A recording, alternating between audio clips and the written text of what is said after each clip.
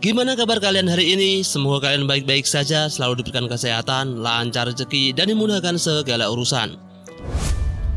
Alur film kali ini mengangkat tema tentang agen FBI yang terlibat dalam konspirasi pemerintahan, di mana seorang agen yang ditugaskan untuk membantu agen yang lain keluar dari masalah, namun malah terbawa ke dalam skandal kasus yang membuat dirinya dan keluarganya terancam dalam bahaya. Film yang penuh skandal dan konspirasi ini dibintangi oleh Liam Neeson, Aidan Quinn, Taylor John Smith, dan lain-lain. Film ini sendiri berjudul Black Light yang rilis pada bulan Februari 2022 kemarin. Oke guys, gak usah berlama-lama, siapkan handset, jauhi keramaian, jangan lupa secangkir kopi, dan berikut alur cerita selengkapnya.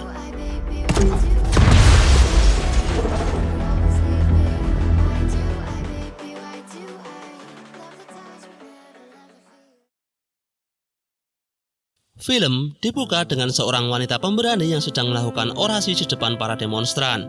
Wanita tersebut bernama Sofia. Dengan semangat, Sofia menuntut sistem pemerintahan yang adil dan tidak korup karena rakyat sudah muak dengan janji-janji mereka.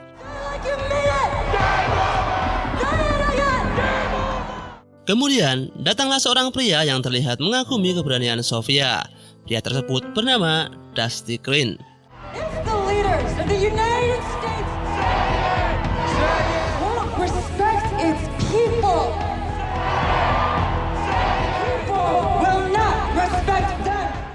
Setelah melakukan orasi, Sofia akhirnya pulang menaiki Uber. Di dalam mobil, ia terlihat sangat bangga karena aksi orasinya banyak mendapat respon positif dari kalangan bawah. Namun setelah ia keluar dari Uber, tiba-tiba Sofia pun tewas seketika.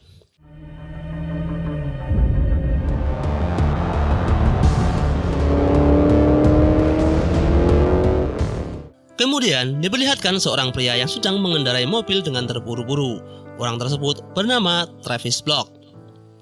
Ia adalah seorang agen FBI yang ditugaskan untuk menyelamatkan agen lain yang saat itu akan dimasak oleh warga. You Robinson special guy? I am. I panicked.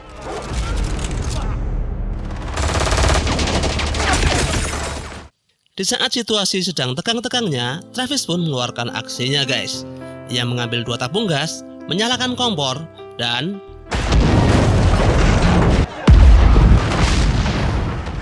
di saat masa teralihkan oleh ledakan tersebut, Travis pun menyelamatkan agen itu dan kabur dengan mudah. Selesai menjalankan tugas, Travis kemudian pergi ke Gedung Putih untuk menemui bosnya. Bos Travis ini bernama Gabriel Robinson yang merupakan direktur dari FBI. Di sana, Gabriel sangat bangga mempunyai agen hebat seperti Travis yang tidak pernah gagal dalam menjalankan tugas. Gabriel kemudian kembali memberinya tugas lain, yaitu menyelamatkan agen yang dianggap membelot dan berkhianat yang kemudian menyadarkannya. Travis kemudian pulang, ganti baju dan beranjak pergi menghadiri pesta ulang tahun cucunya yang bernama Natalie. Di sela-sela pesta, Travis menghampiri anaknya yang bernama Amanda. Ia mengutarakan rencananya untuk pensiun mengingat usianya yang sudah tua dan pekerjaannya yang sangat berbahaya. Di dalam obrolan mereka, diketahui kalau Travis mengidap penyakit paranoid yang membuatnya selalu waspada. Sampai-sampai ia menghadiahi alat kejut listrik kepada cucunya yang masih bocil. Tentu saja, hal itu tidak membuat Amanda merasa senang, tapi justru malahan membuatnya merasa khawatir. Keesokan harinya, tepatnya di kantor media, diperlihatkan seorang jurnalis cerdas bernama Mira dan juga kepala redaksi bernama Drew yang saat itu berdebat tentang kasus kematian Sofia kemarin. Kematian Sofia yang dianggap tidak wajar membuat Mira meyakini kalau semua itu bukanlah kecelakaan melainkan pembunuhan berencana akibat orasinya yang menyinggung pemerintah. Mira pun menginginkan artikelnya segera diterbitkan dengan tuduhan seperti itu. Namun Drew sebagai kepala redaksi tentu saja tidak berani menerbitkannya tanpa bukti-bukti yang akurat.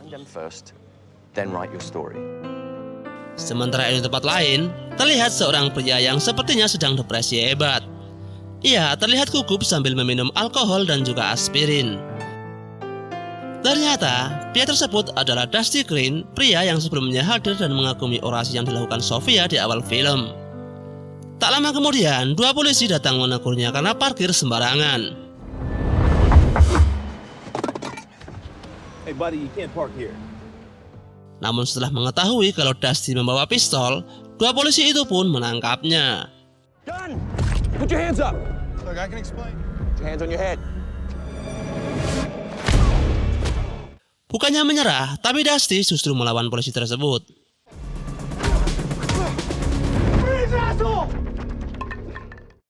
Namun pada akhirnya, Dusty tetap tertangkap dan dimasukkan ke dalam tahanan kepolisian. Di sini diketahui kalau Dusty ternyata adalah seorang agen FBI yang menyamar dan mendapat tugas khusus. Kehadiran Travis di sana adalah ingin menyelamatkan dan mengeluarkannya dari tahanan. Karena Dusty ternyata adalah agen yang dianggap membelot dan berkhianat oleh Gabriel. Mike, let's just say this one was never here. Thanks. Travis kemudian membawa Dusty untuk diserahkan kepada atasannya. Di perjalanan, Travis terus mencoba menyadarkan Dusty. Namun sampai di sini, belum juga diketahui alasan Dusty membelot dari FBI. Di tengah-tengah obrolan mereka, Travis teringat kalau hari ini ia harus menjemput cucunya di sekolah. Dan saat itu juga Travis telah sampai di sekolah tersebut. Sesampainya di sana, ternyata ibu guru Natalie telah menelpon Amanda untuk menjemputnya. Travis pun kemudian menemani Natalie sembari menunggu Amanda datang. Di sana, Travis sempat terkejut dengan lukisan yang dibuat Natalie. Karena lukisan itu, menurut Natalie ada orang lain yang selalu mengawasinya. Stranger. Tentu saja sebagai orang yang mengidap paranoid, hal itu membuat Travis semakin khawatir. Tell me if anyone... Sementara itu di luar, Travis meninggalkan Dusty sendirian di dalam mobil dengan tangan terborgol. Dusty kemudian meminta bantuan Bosil yang sedang lewat untuk membukakan borgol tersebut. I like those buttons though. Can I see one of those? Tak lama kemudian, Amanda pun datang menjemput Natalie. Travis pun akhirnya kembali ke dalam mobil yang ternyata Dusty, don't do this! Dusty kabur menggunakan mobil pengangkut sampah. Aksi kejar-kejaran pun terjadi.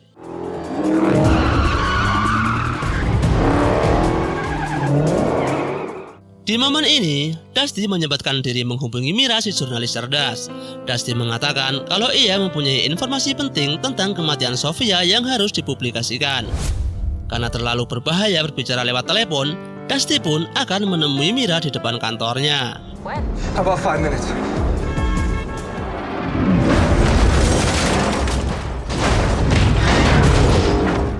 Aksi kejar-kejaran pun masih berlanjut guys.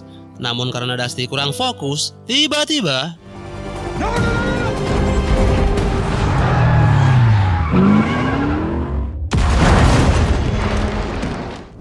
beruntungnya Dusty masih selamat. Ia kembali kabur dan berlari menemui Mira di depan kantornya.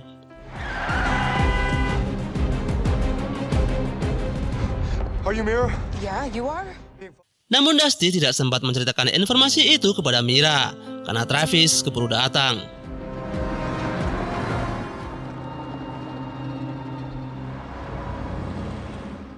Travis kemudian menemui Gabriel. Tentu saja Gabriel kecewa karena Travis membiarkan Dusty kabur darinya.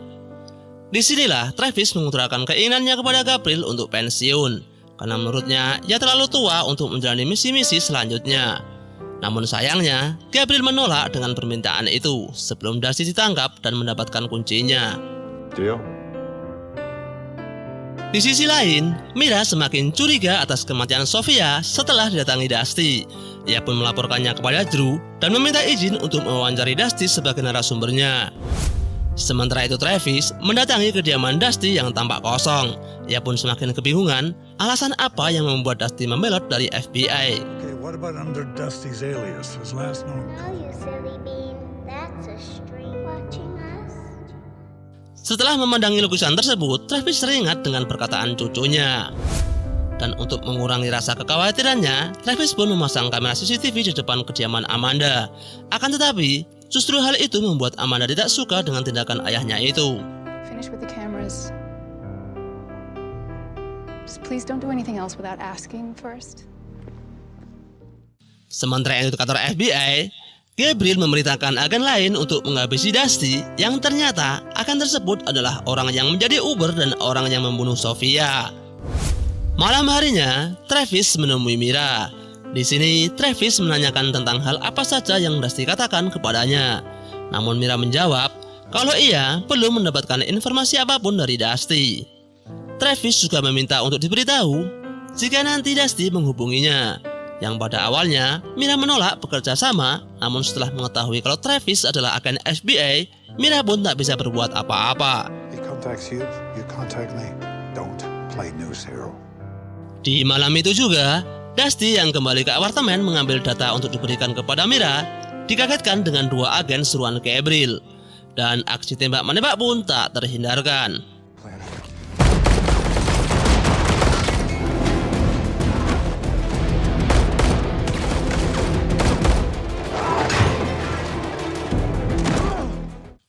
Akhirnya, Dusty berhasil lolos walaupun ia tertembak di perutnya.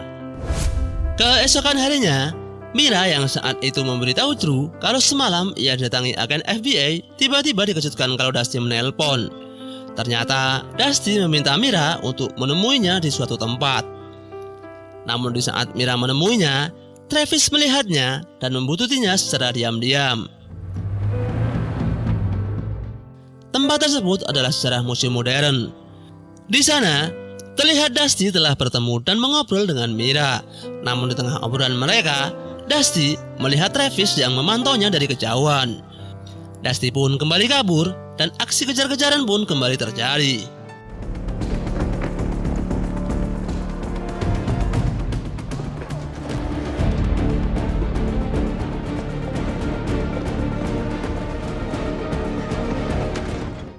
Di sini, Travis berhasil menangkap Dusty. Namun Dusty tidak menyerah begitu saja dan tetap melawan, karena ia mengira orang yang ingin membunuhnya adalah suruhan Travis. Walaupun dengan perut yang terluka, namun Dusty berhasil mengalahkan Travis karena kondisi Travis yang sudah tua. You're slipping. Disinilah mulai terungkap guys, kalau Dusty sebenarnya adalah salah satu agen yang disuruh Gabriel untuk menghabisi orang-orang tak bersalah yang menentang pemerintah, termasuk dengan Sofia. Untuk itulah, ia membelot dan sudah muak dengan FBI di bawah perintah Gabriel. Ia berencana mengungkap dan mempublikasikan semua kebusukan Gabriel di dalam media dengan data yang telah ia simpan di dalam flash disk yang ia bawa. Namun setelah Dusty pergi beberapa langkah dari sana, tiba-tiba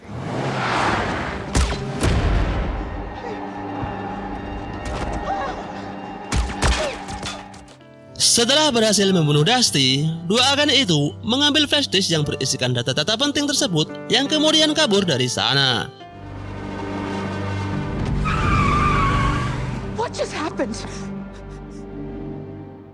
Keesokan harinya, Dusty dimakamkan bak seorang FBI yang gugur dalam tugas. Di sini, Gabriel mendatangi Travis dan ikut berbelasungkawa seolah-olah ia tidak terlibat semuanya. Ia meminta Travis untuk tetap fokus bekerja dan melupakan tentang Dusty. Kematian Dusty sepertinya membuat Mira sedikit depresi. Drew pun memintanya cuti beberapa hari untuk melupakan semua itu. Dan di saat ia cuti, kembali lagi Travis menemuinya dan meminta informasi apa saja yang telah diberikan Dusty kepadanya. Ternyata hanya sedikit sekali informasi yang diberikan Dusty padanya. Namun Travis tertarik dengan apa itu Operasi U atau Operasi Unity. Operation Unity. Di sini pula diketahui kalau Travis dan Gabriel dulunya adalah mantan veteran perang Vietnam yang ditugaskan dalam satu kompi. Gabriel kemudian bergabung dengan FBI dan menjadi direktur di sana. Sedangkan Travis menjadi anak buahnya yang bertugas melindungi para agen. So, Mr. Block? What now? Travis kemudian mendatangi Gabriel di kediamannya dan menanyakan apa itu Operasi Unity. Namun Gabriel mengatakan lebih baik untuk tidak mengetahuinya. Akan tetapi, nasi sudah menjadi bubur guys. Travis telah mengetahui sebelumnya dari Dusty kalau Operasi Unity adalah operasi pembunuhan terhadap orang-orang tak bersalah yang melawan pemerintah. Mendengar itu, Gabriel pun mulai marah karena ia merasa karirnya mulai terusik dan Travis mulai kurang ajar padanya. Gabriel juga mengungkit kebaikannya di masa lalu, bahkan mengancam akan keselamatan keluarganya jika Travis mulai macam-macam. Walaupun begitu, Travis balik marah kepada Gabriel dan memutuskan untuk berhenti bekerja saat itu juga. The end is now. Right now. Di tempat lain, Mira terkejut setelah mendapat telepon dari stafnya kalau artikelnya telah dipublish, padahal sebenarnya ia belum membuatnya. Yang ternyata guys, Drew merilis berita dari jurnalis lain tentang pembunuhan terhadap Dusty, padahal berita tersebut belum cukup lengkap untuk dipublish. Di samping itu, Drew juga tidak mengetahui kalau hal tersebut sangat berbahaya bagi dirinya. Okay. I'm sorry. Dan karena tindakan cerobohnya itu guys, saat Drew pulang dari kantornya, ia dibuntuti seseorang dari belakang.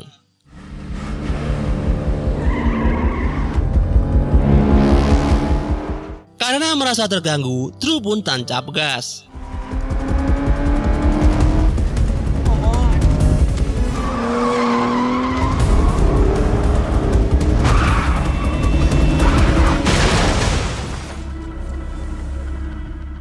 Di saat Drew mulai melemah, dua agen tersebut mendatanginya dan mematahkan lehernya.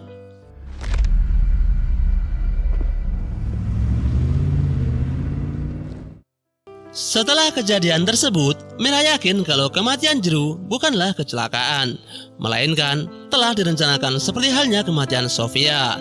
Dan dalang dari semua itu adalah FBI. Walaupun begitu, sahabatnya menyarankan untuk berhenti menyelidiki kasus ini, karena jika Mira salah dalam melangkah, akibatnya akan berakhir seperti Sofia, Dusty, dan juga Drew. Had we played this wrong, we could both end up like Sophia and Dusty and maybe Drew. Di tempat lain, Travis yang menghubungi Amanda beberapa kali namun tidak ada jawaban mulai khawatir. Merasa ada yang tidak beres, Travis pun pergi ke rumah Amanda untuk memeriksa. Dan benar saja, CCTV yang ia pasang sebelumnya telah hancur. Begitu juga dengan Amanda yang tidak ada di sana karena rumah telah kosong. Tak hanya di rumahnya, Travis juga memeriksa tempat sekolah Natalie. Namun menurut guru yang ada di sana, Natalie sudah tidak masuk sekolah 2 hari yang lalu. Tak sampai di situ, Travis juga menanyakan pihak rumah sakit tempat Amanda bekerja. Namun tetap saja, ia tidak mendapatkan informasi keberadaan anak dan cucunya itu. Hal tersebut membuat Travis curiga kalau semua itu adalah ulah Gabriel. Dan di keesokan harinya, ia mendatangi Gabriel dan menanyakan secara langsung tentang keberadaan anak dan cucunya. Namun jawaban Gabriel, ia tidak tahu menahu tentang hal tersebut. Tentu saja, hal itu membuat Travis geram. Ia pun mengancam Gabriel akan keselamatannya kalau memang ia terbukti melakukan hal itu. Last chance. Where are they? We don't involve ourselves in petty domestic disputes. Kemudian di kantor FBI, semua telah terungkap kalau 2 orang agen yang membunuh Sofia, Dusty, dan juga Drew adalah orang suruhan Gabriel yang menjalankan operasi Unity. Gabriel melakukan semua itu tak lain adalah untuk mendapat masa jabatan yang lebih lama sebagai direktur FBI. Dan karena Travis mulai mengetahui kebusukan mereka, Travis pun menjadi target mereka selanjutnya. Sir, I may be out of line here, but would you like us to have a word with him? Keberanian Mira untuk mengungkap kasus tersebut memang tidak kaleng-kaleng guys. Ia terus menggali informasi untuk mengungkap kebusukan dan menjatuhkan Gabriel. Namun untuk menjatuhkannya, ia membutuhkan orang yang bersedia menjadi saksi dan mempunyai informasi tentang semua itu. Untuk itulah, Mira menghubungi Travis, karena menurutnya hanya Travis lah yang mengetahui informasi tentang FBI. Di sini, Mira meminta agar Travis membuat pernyataan serta bersaksi untuk menjadi narasumbernya demi mengungkap semuanya. Namun menurut Travis, semua itu tidaklah cukup, karena Gabriel sangat handal dalam membersihkan namanya. Travis kemudian teringat dengan brankas yang ada di rumah Gabriel, dan menurutnya semua fakta tentang kasus operasi Unity tersimpan rapi di dalam brankas tersebut. Trail on Operation Unity. It's in there. Dan di malam itu juga, di saat Travis pulang, ia mengetahui kalau pembunuh suruhan Gabriel sebelumnya telah menunggunya di sana. Namun dengan santai, ia tetap masuk ke apartemennya dan mempersiapkan senjata.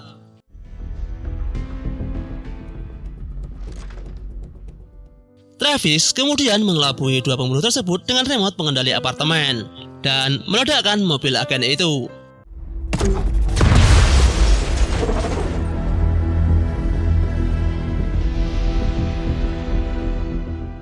Travis kemudian pergi ke tempat Gabriel, dan tanpa basa-basi, Travis langsung meminta semua berkas operasi Unity. Karena Gabriel ditodong pistol oleh Travis, dengan terpaksa Gabriel menuruti permintaan Travis. Hard drive. I need to see what's on it. Namun di saat Travis mengecek isi drive tersebut, Gabriel kabur karena dua agen pembunuh sebelumnya telah sampai di rumahnya dan memerintahkannya untuk membunuh Travis. You two, take that. Mengetahui hal itu, Travis pun mempersiapkan strategi, mulai memindahkan lilin untuk mengelabui mereka, mematahkan pipa air untuk memanjiri dapur, serta mematikan listrik seisi rumah, dan pertempuran pun terjadi.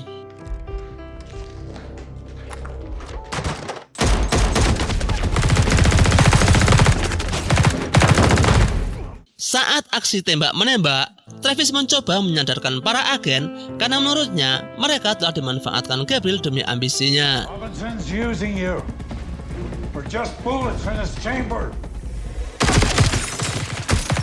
Namun karena semua agen masih saja melawan, Travis pun menghabisi satu persatu agen tersebut, walaupun dirinya juga terkena tembakan di kakinya.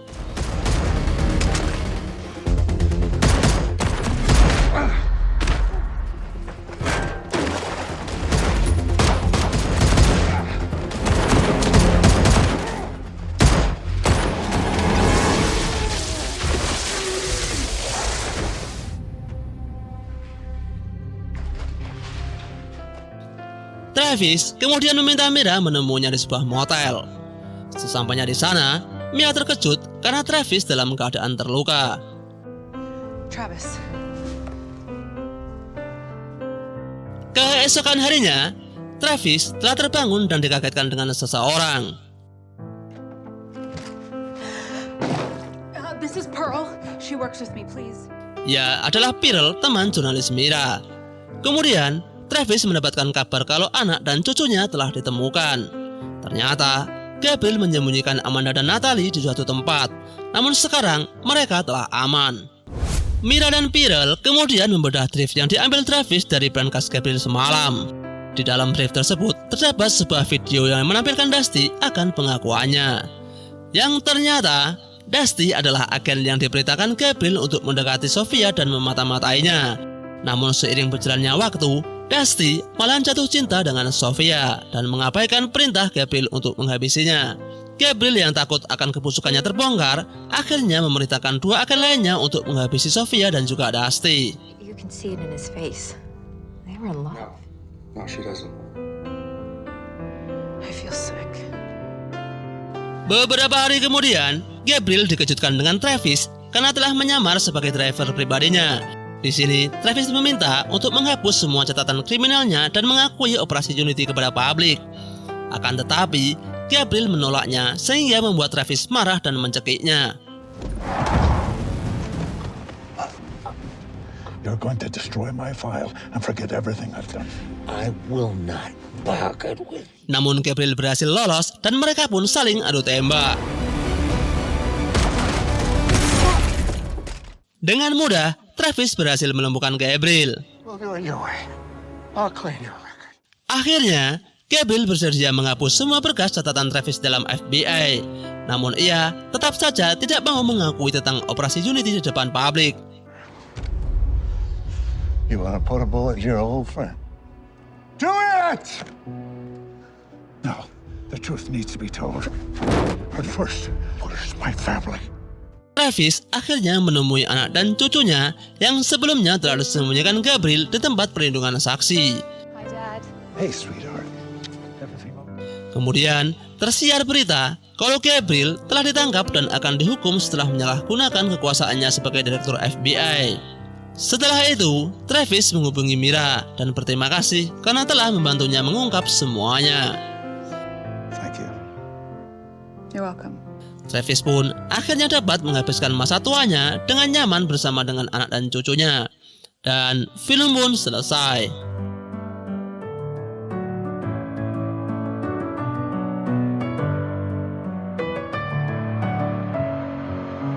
Messing with my head again. You had your heart set on me, but these feels, they come and go, and they come so easily. Tell me why.